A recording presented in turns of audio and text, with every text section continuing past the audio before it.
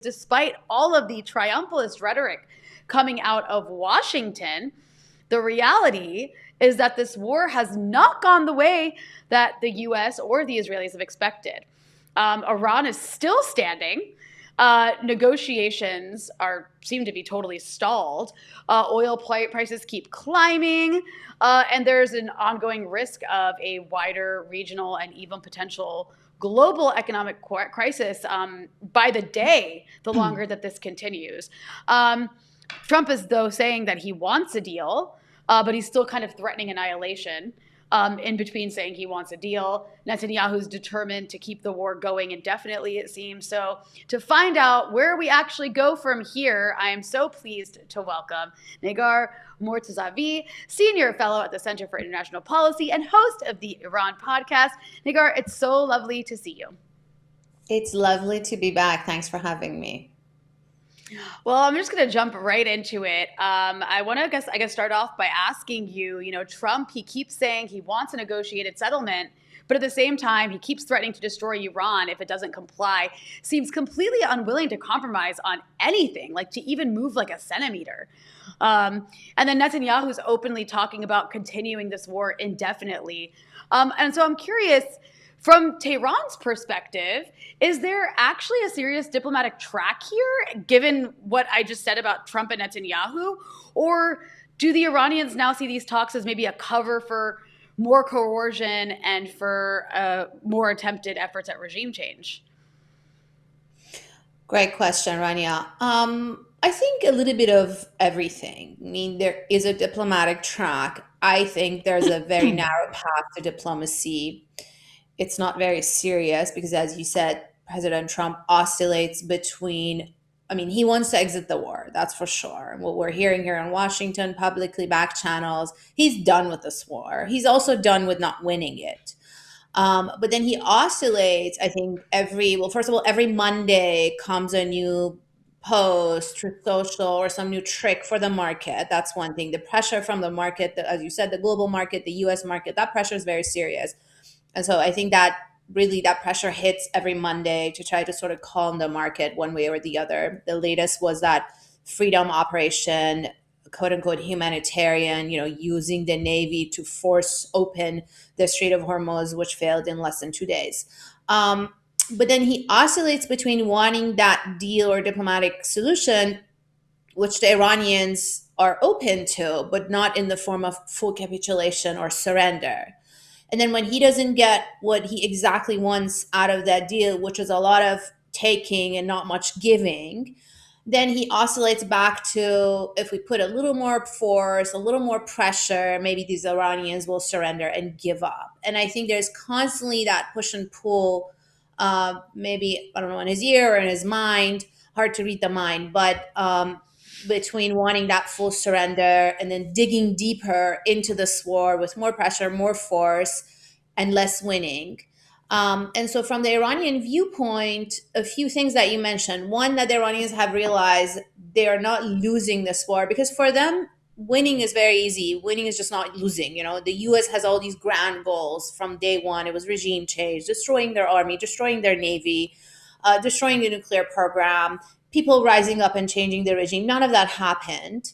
And in fact, the US created new problems. Opening the Strait of Hormuz wasn't even a thing 2 months ago. Most of the world didn't even know where the Strait of Hormuz is. And now they see rising prices because of a result of this war. So there's a new goal that was created within the course of the war, which is opening the Strait of Hormuz, which is only going to happen through a diplomatic solution and not with more force.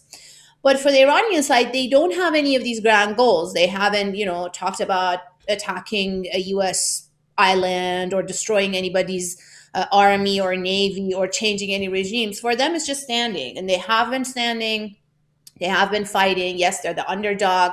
US and Israel, two superpowers, two nuclear powers with almost absolute military supremacy, especially in the air.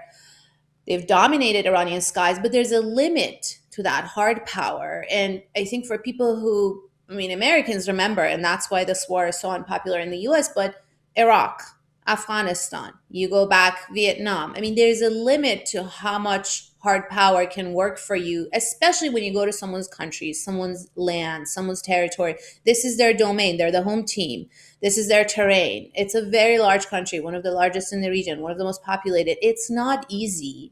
And whoever sold this idea to Donald Trump that this is going to be a cakewalk, it will be a few days or a few weeks, this is regime change, kind of Venezuela style. I think there was also this feeling of high post Venezuela that we did that, now we can do this. And none of that happened. So, back to your question, I see a narrow path to diplomacy. The Iranians have tried. And I think there's genuine interest in Washington also to end the war, but how to end it? Accepting defeat, accepting that no one is going to be the absolute winner. I mean, the Iranians are also not the absolute winner. The country has been devastated with all the bombing and attacks, thousands of people dead.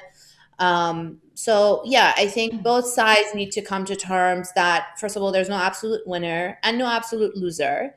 And also that diplomacy means give and take. You make concessions and you meet somewhere halfway. Well, Negar, it's great to speak with you. And it's interesting that you say that we are in this kind of like impasse in a way of there needs to be give and take. What's interesting, and you've pointed out, is that Washington has kind of shifted the goalposts almost kind of consistently. First, it's opening Every the Monday. strait every day. Every Monday. Yeah, like clockwork. Every Monday, they're kind of like, no, now our goal with the war is this. Now it's this. But at the same time, in a way, there still are talks ongoing, and allegedly they're discussing certain items. So in these talks, you know, what is the impasse? Where are the areas that you see that, you know, both Iran and the US kind of are, you know, allegedly like refusing to budge on? And what is actually preventing them from making a deal in this moment?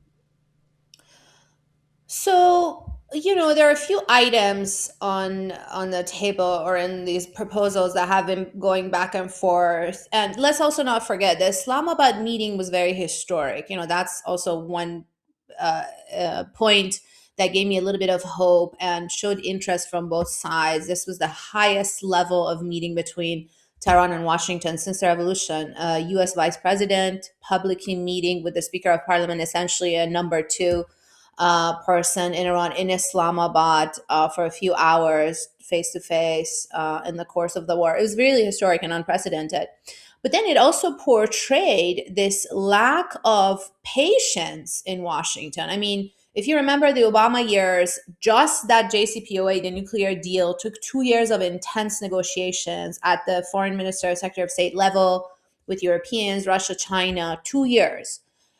You can't resolve the entire kitchen sink in just 4 hours, even if you send the highest level. You send the highest level for that last final, touch or signature or cutting or whatever, solidify, but you need a framework. And what's lacking, I think, mostly in Washington, not so much in Tehran, is the patience. I think the president, I mean, he's been stuck in this war for 2 months, but the patience for deal making for peace is just so short. Like, he wants it to start on Monday and resolve by Friday, end of market, or vice versa, Friday before open of market on Monday.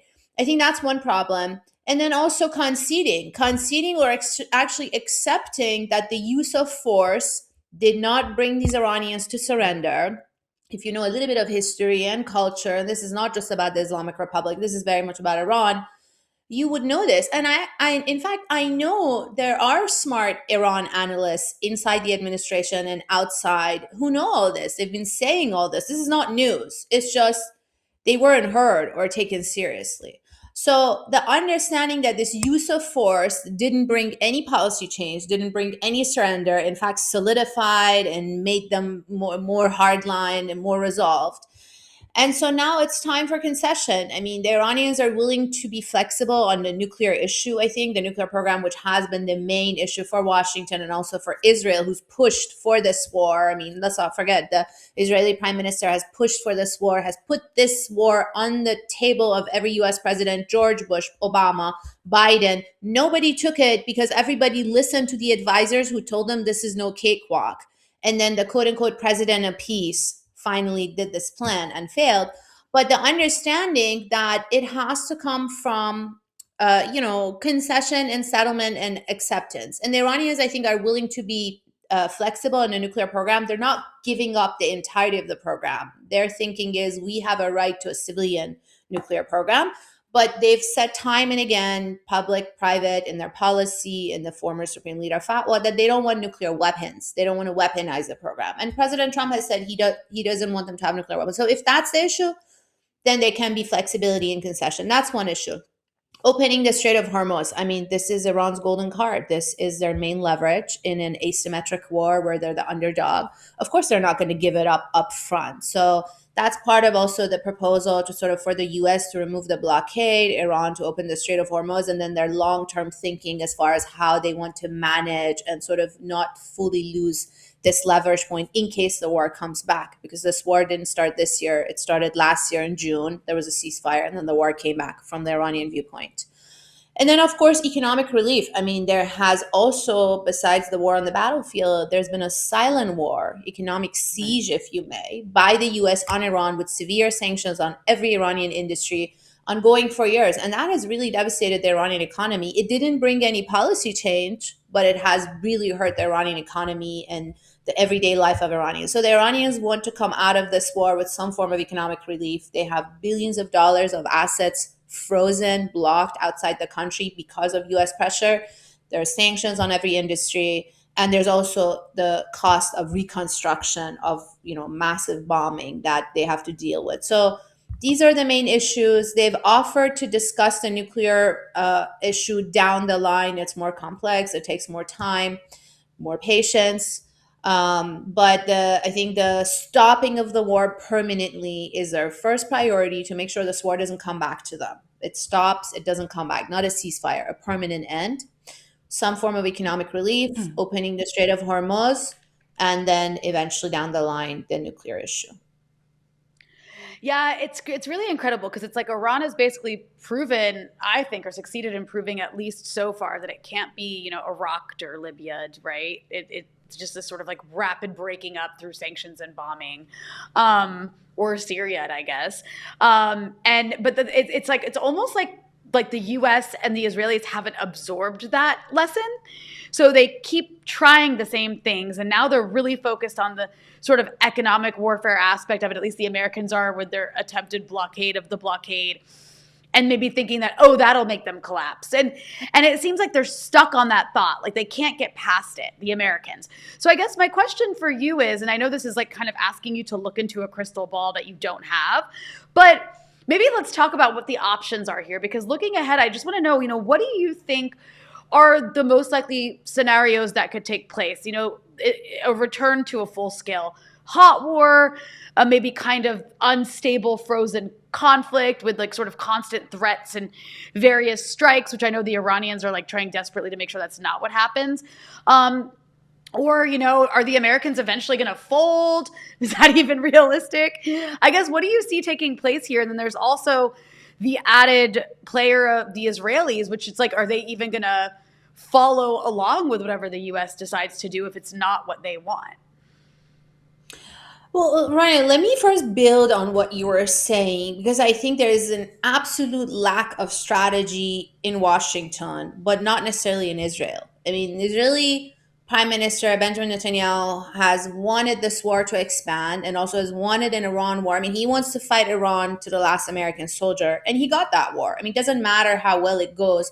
He just wants Iran weakened, eventually turned into a failed state.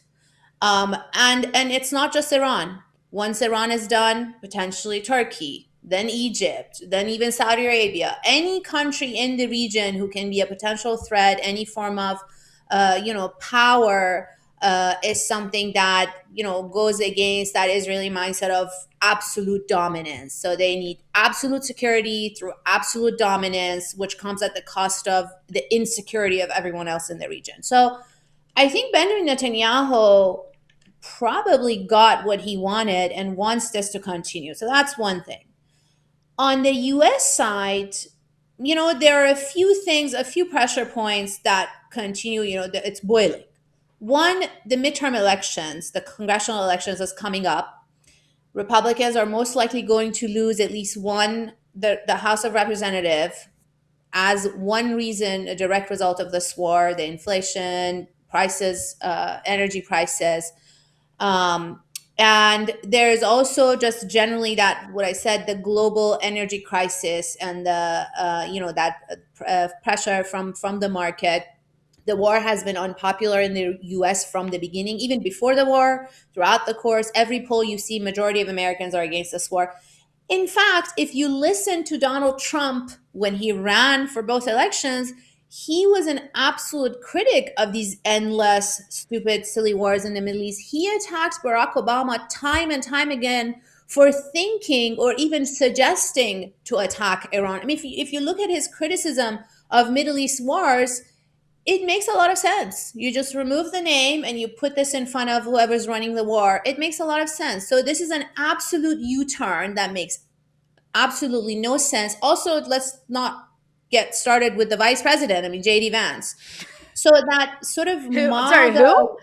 Who's that? I haven't seen him in a while. Anyways, continue. Yeah, I mean, he wants no part. He wants no part in this war. He represents sort of that MAGA, anti-war, America first part of the base. Who, for them, this makes absolutely no sense. I mean, this war makes sense for nobody around the world in the region. I was just in Doha for about 2 months. I mean, you speak to people on the ground. It just makes no sense. Why? The question is why? Why? What? And when? I mean, these are the 3 W's I have. Why did you do this? I mean, still to this day, it makes no sense. Depends on who you listen to at what day of the week. It's a different reason. What is this? Is this a military operation? Is this a limited incursion? Was this a war? Is it a ceasefire? The war is over, operation succeeded, or is this going to be endless? And when? When is it going to end? Are you wrapping up in a few days? I mean, initially you listened to them, sounded like a few days, then a few weeks, then months. And now operation is over. Supposedly there's a ceasefire. So I think the pressure is mounting, and the Iranians are counting on this. This is part of the strategy. They knew that they can drive up energy prices. This will create a global crisis. This will put pressure on the U.S. consumer. It's clear that war is unpopular in the U.S. Americans don't have that appetite for going into yet another Middle Eastern country, making a big mess in the country, outside its borders, more instability, more insecurity, more chaos, and then leaving with lost U.S. blood and treasure. That's not very hard to crack. I mean, so that's been part of the strategy. And I think what the flip side of that, which is important, is that the Iranians are in it for the long game. They have a much higher tolerance for pain because they've endured this economic pain for a long time. So they think they can sustain it for longer. And then also for them, winning, like I explained, is just not losing. You know, they're defending. So they can continue to do it. And as far as their missiles and their drones, we just saw U.S. intelligence confirming that they still have the capacity to shoot more and more missiles and drones. They've been replenishing. I mean, it's a very cheap war for them, the way they shoot these homemade arsenal of missiles and drones versus the $1 million interceptors and, you know, that whole U.S. presence in the region, which has cost, I mean, the cost of the war has just been massive for the U.S. and the requested budget, the new Pentagon budget, which is unprecedented in history. So I think this sort of the imbalance is one thing that the Iranians are counting on. I don't know who will blink first. I think the Iranians continue to show flexibility for the negotiations, coming back with counter offers, but it's not going to be surrender. So at the end of the day, I think the ball is in Washington's court, just like Washington started this war. President Trump can end it. And he can only end it if he also puts pressure on Israel, because without Israel moving towards a permanent end, this war is not going to end. So he started it, he has to end it, and he can. Yeah. Well, let's see what happens. Negar, really appreciate you coming down to break all this down. Looking forward to having you back on soon so we can hear more updates. Thank you so much, Rania. It's always great to see you both. Thanks for having me, and I'd love to be back.